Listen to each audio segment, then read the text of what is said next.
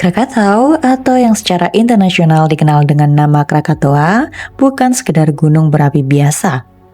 Ia adalah salah satu titik di permukaan bumi yang pernah memperlihatkan betapa kecilnya manusia di hadapan kekuatan alam.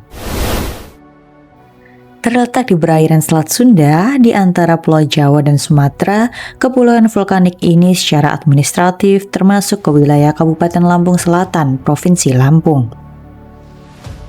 Hari ini Krakatau dikenal sebagai kawasan konservasi dan situs warisan dunia UNESCO. Namun jauh sebelum itu, namanya sudah lebih dulu tercatat dalam sejarah sebagai simbol kehancuran paling dahsyat yang pernah disaksikan manusia modern. Kepulauan Krakatau terdiri dari 4 pulau utama, yaitu Pulau Rakata, Pulau Sertung, Pulau Panjang atau Rakata Kecil, dan Pulau Anak Krakatau. Keempatnya terletak seperti pulau-pulau kecil biasa jika dilihat dari peta. Namun para ahli geologi sepakat bahwa pulau-pulau ini sejatinya adalah sisa tubuh dari satu gunung raksasa yang pernah berdiri tegak di tengah Selat Sunda ribuan tahun lalu. Gunung itu dikenal sebagai Krakatau Purba, sebuah gunung kolosal yang ukurannya jauh lebih besar dibandingkan Krakatau yang dikenal manusia saat ini. Beberapa catatan kuno bahkan menyebut bahwa letusan Krakatau Purba terjadi sekitar tahun 535 Masehi. Salah satu rujukan berasal dari kitab Jawa kuno, Pustaka Raja Purwa, yang menceritakan tentang hancurnya sebuah gunung bernama Gunung Batuwara disertai gelapnya dunia, hujan abu, dan perubahan besar pada alam. Para ahli meyakini bahwa gunung yang dimaksud tidak lain adalah Krakatau Purba. Gunung ini diperkirakan memiliki tinggi lebih dari 2000 meter di atas permukaan laut dengan garis pantai sepanjang 11 km. Menjadikannya salah satu gunung api terbesar pada masanya. Letusan Gunung Purba ini tidak hanya menghancurkan tubuh gunungnya sendiri, tetapi juga membentuk kaldera raksasa yang kemudian terisi air laut dan berubah menjadi Selat Sunda seperti yang kita kenal hari ini. Sebagian peneliti bahkan mengaitkan letusan ini dengan fenomena tahun ke-8 yang tercatat di berbagai belahan dunia. Saat langit tertutup debu vulkanik, suhu bumi menurun drastis, panen gagal, dan banyak peradaban kuno yang mulai runtuh perlahan. Ada teori yang menyebut bahwa peristiwa ini ikut mempercepat runtuhnya kejayaan Persia kuno, melemahkan Romawi, hingga memicu perubahan besar dalam sejarah dunia. Seiring berjalannya waktu, aktivitas vulkanik kembali muncul dari dasar kaldera. Dari dorongan magma di perut bumi, terbentuklah beberapa gunung baru yang kemudian dikenal sebagai Rakata dan Perbuatan. Ketiga gunung ini menyatu dan membentuk Gunung Krakatau yang dikenal manusia pada era modern. Selama berabad-abad, gunung ini beberapa kali mengalami letusan kecil, namun tidak pernah benar-benar menarik perhatian dunia. Hingga akhirnya tiba pada satu tahun yang mengubah segalanya. Tahun itu adalah tahun 1883. Sejak Mei 1883, aktivitas Krakatau mulai meningkat. Asap mengepul, suara gemuruh terdengar, dan laut di sekitarnya mulai menunjukkan tanda-tanda tidak biasa. Namun, masyarakat saat itu belum memahami sepenuhnya apa yang sedang terjadi. Hingga pada tanggal 27 Agustus 1883, bumi seperti terbelah. 4 ledakan besar mengguncang Selat Sunda dalam rentang beberapa jam. Dentumannya terdengar hingga Australia Barat dan Pulau Radigras di dekat Mauritius, lebih dari 4.800 km jauhnya. Getaran udara akibat ledakan terekam oleh alat pencatat tekanan di seluruh dunia. Bahkan, gelombang tekanannya mengelilingi bumi sebanyak 3 kali. Siapapun yang berada dalam jarak belasan kilometer dari pusat ledakan dipastikan mengalami tuli permanen. Gunung Krakatau runtuh ke laut dalam hitungan jam. Runtuhan ini memicu tsunami raksasa setinggi puluhan meter yang melaju ke segala arah, menyapu pesisir Banten dan Lampung, menenggelamkan desa-desa, pelabuhan, kapal, dan puluhan ribu manusia tanpa memberi kesempatan untuk lari. Catatan resmi pemerintah kolonial Belanda menyebutkan sekitar 36.000 korban jiwa, Namun, banyak peneliti modern memperkirakan jumlah sebenarnya bisa melebihi 100.000 orang. Energi yang dilepaskan dari letusan tersebut diperkirakan setara dengan puluhan ribu kali lebih besar dari bom atom yang dijatuhkan di Hiroshima dan Nagasaki. Abu vulkanik terlempar hingga ketinggian 80 km ke atmosfer. Langit di wilayah sekitar gelap gulita selama 2,5 hari, seolah matahari benar-benar menghilang dari dunia.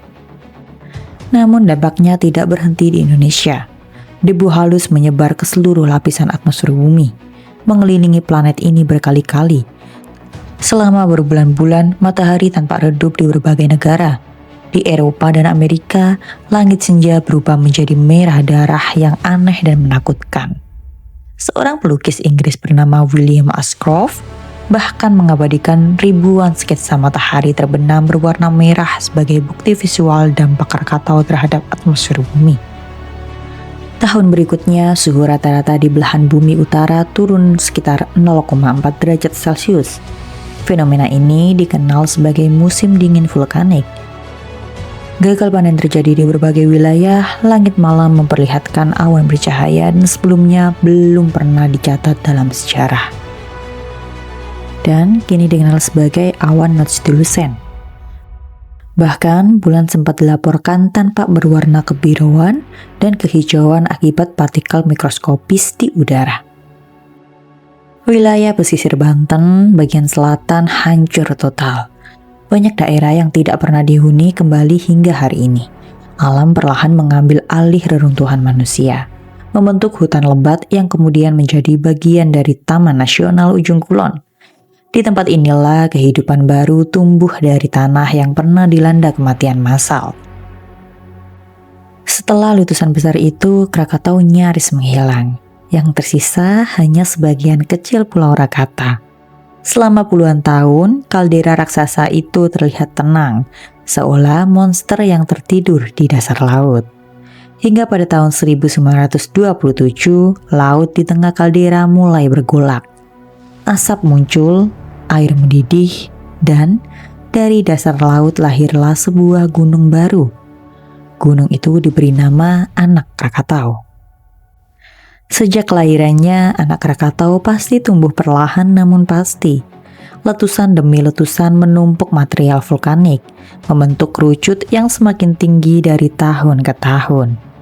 Hingga awal abad ke-21, gunung ini telah mencapai ketinggian sekitar 300 meter di atas permukaan laut dan telah mengalami lebih dari 100 kali erupsi, baik kecil maupun besar.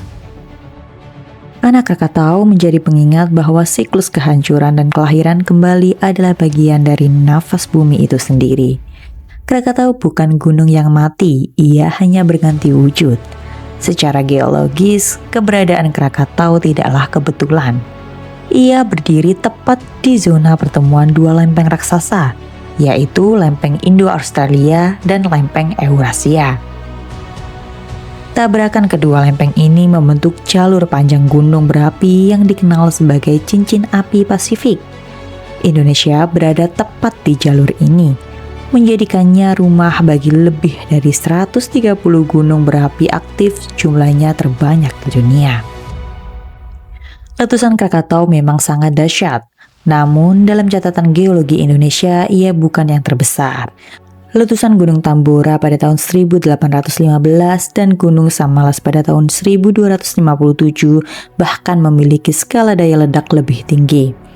Dan jauh sebelum itu, sekitar 74.000 tahun yang lalu, super erupsi Gunung Toba mengguncang bumi dengan kekuatan yang hampir memusnahkan umat manusia. Namun Krakatau memiliki satu keistimewaan. Ia adalah bencana global pertama dalam sejarah manusia yang terdokumentasi secara modern. Disebarkan melalui telegraf, kabel bawah laut, surat kabar, dan laporan ilmiah lintas benua. Untuk pertama kalinya, dunia menyaksikan satu peristiwa alam yang dampaknya dirasakan bersama. Dari desa nelayan di Banten hingga kota-kota besar di Eropa. Itulah tadi sekilas dari Gunung Krakatau. Kalau kamu belajar hal baru dari video ini, silakan klik tombol like di video ini, lalu jangan lupa bagikan pada teman-temanmu. Sarjana muda punya banyak video keren buat kamu.